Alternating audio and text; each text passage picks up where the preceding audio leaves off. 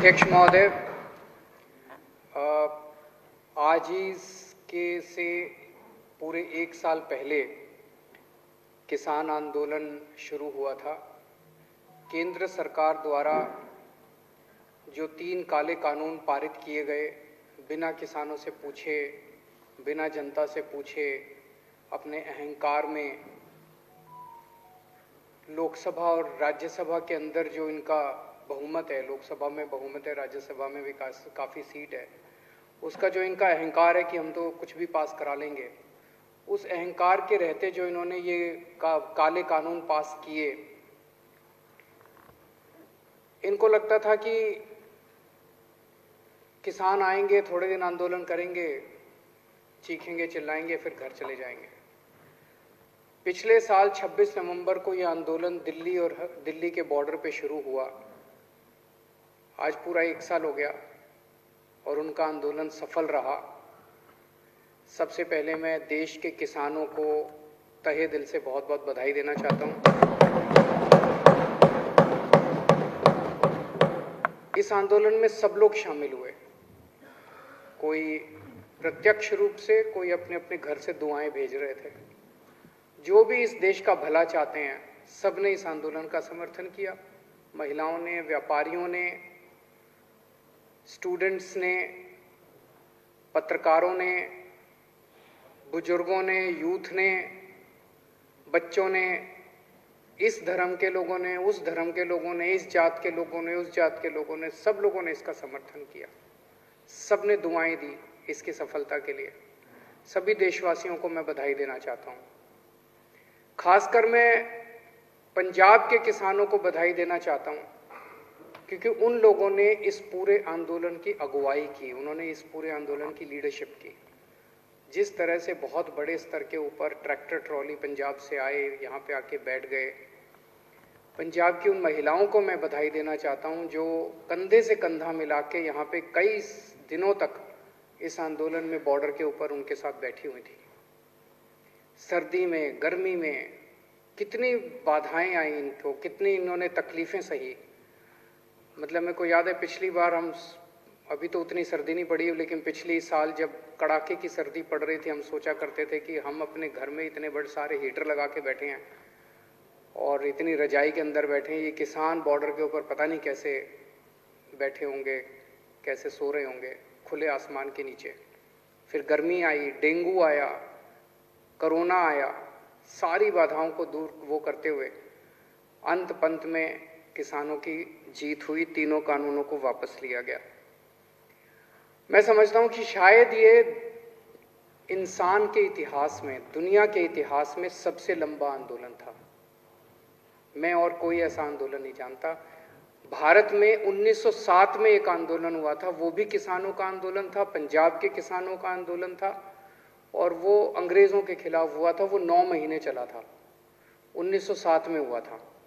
उसके बाद अब किसानों को आंदोलन करना पड़ा अपनी सरकार के, चुनी हुई सरकार के खिलाफ। ये 12 महीने चला। दुनिया का सबसे लंबा आंदोलन, सबसे अहिंसात्मक आंदोलन, संयमित आंदोलन। सत्ता पक्ष ने इनको भड़काने में कोई कसर नहीं छोड़ी, षड्यंत्र करने में कोई कसर नहीं छोड़ी, गालियां देने में कोई कसर नहीं छोड़ी। उनको कुचला गया। लखीमपुर का जो इंसिडेंट है, बहुत ही दर्दनाक इंसिडेंट है कि सरेआम सड़क के ऊपर इतने लोगों के सामने, हजारों लोगों के सामने किसानों को गाड़ी से कुचल दिया गया। और इतनी हिम्मत हो गई, अगर सुप्रीम कोर्ट इंटरवीन नहीं करता तो ये उसको गिरफ्तार भी नहीं करते जिसने कुचला था।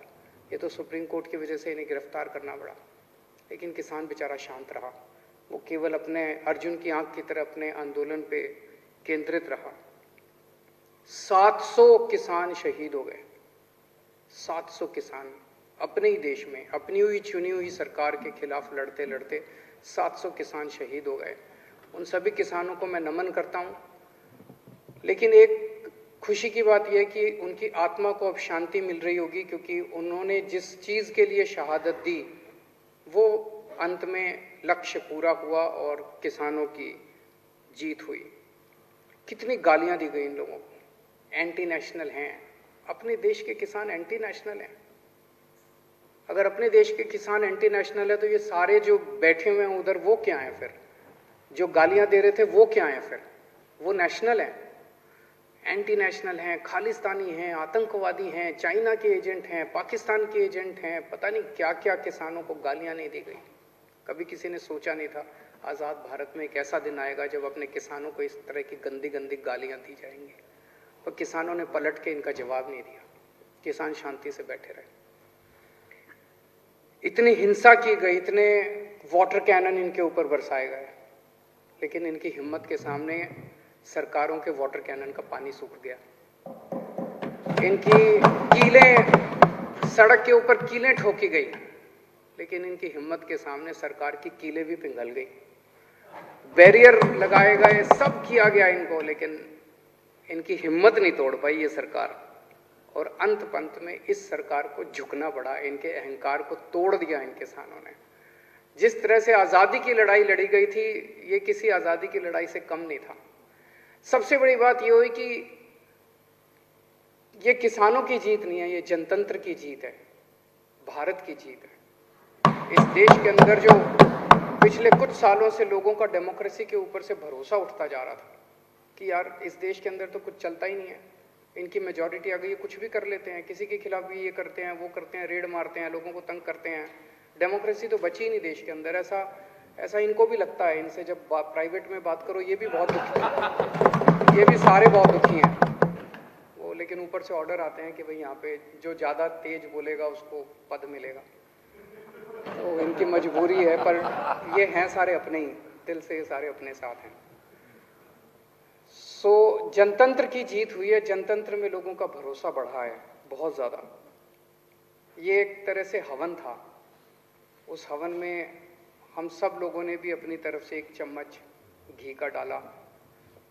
जब हमारे को फाइल आई हमारे पास कि किसान आ रहे हैं, पंजाब से चल पड़े हैं, बॉर्डर पे पहुंचने वाले हैं, उन किसानों के लिए स्टेडियम्स को जेल बनाया जाएगा, तो मेरे को अपने अन्ना आंदोलन के दिन याद आ गया। उस टाइम हमें भी जेलों में रखा गया था, इन्हीं स्टेडियम्स के अंदर हम भी रहे हैं, हमने भी रातें काटी हैं इन्हीं स्टेडियम्स के अंदर।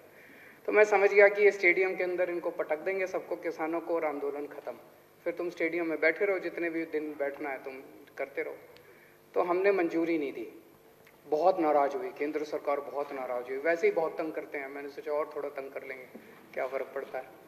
तो बहुत नाराज हुए। बॉर्डर के ऊपर जितनी ज़रूरत पड़ी, जब जब ज़रूरत पड़ी, पानी की, खाने की, टॉयलेट्स की, हमने पूरी मदद की किसानों की। तो हमने अपनी तरफ से जो भी हो सकता था पूरा किसानों की मदद की। एक चीज़ मैं देख रहा हूँ, मतलब बेशर्मी की भी हद होती है। जब ये 3 काले कानून लाए गए तो भाजपा वालों ने चारों तरफ वाह क्या मास्टर स्ट्रोक है, और जब ये तीनों कानून वापस लिए गए तो बोले वाह क्या मास्टर स्ट्रोक है।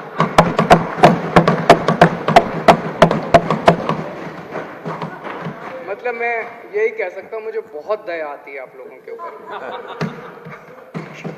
क्या गत बना दी आप लोगों की आपके नेताओं ने। ये ऐसा भगवान किसी के साथ ना करे।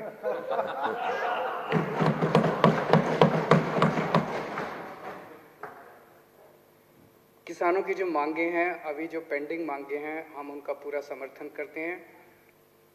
टेनी साहब को तुरंत केंद्रीय मंत्रिमंडल से बर्खास्त किया जाना चाहिए। मुझे नहीं पता कि केंद्र सरकार की क्या मजबूरी है, कुछ तो मजबूरी होगी जो उस एक आदमी का बोझ लेके केंद्र सरकार अपने कंधे पे ढो रही है। क्यों नहीं उसको हटा देते? मुझे नहीं पता कि उनकी क्या मजबूरी है, कुछ मजबूरी होगी जरूर, लेकिन पूरा देश मांग करता है कि ऐसे व्यक्ति को तुरंत बर्खास्त किया जाए। एमएसपी की जो उनकी डिमांड है वो बिल्कुल जायज़ है, इसके ऊपर हमने भी बहुत अध्ययन किया है। ये राजनीतिक तौर पे नहीं, मुझे लगता है अगर एमएसपी लागू हो जाता है तो देश की एग्रीकल्चर सेक्टर को बहुत बड़ा फ़ायदा होगा, पूरा का पूरा बदल सकता है। जितने केसेस, झूठे केसेस इन लोगों के ऊपर लगाए गए हैं वो सारे वापस लिए जाएं, और जो 700 किसान शहीद हो गए उनके परिवारों को उचित मुआवजा दिया जाए। किसान जब तक वहाँ बैठे हैं, किसान तय करेंगे वो कब उठना चाहते हैं। जब तक किसान वहाँ बैठे हैं हम किसानों के साथ हैं, पूरी तरह से किसानों के साथ हैं, हर कदम पे उनके साथ हैं।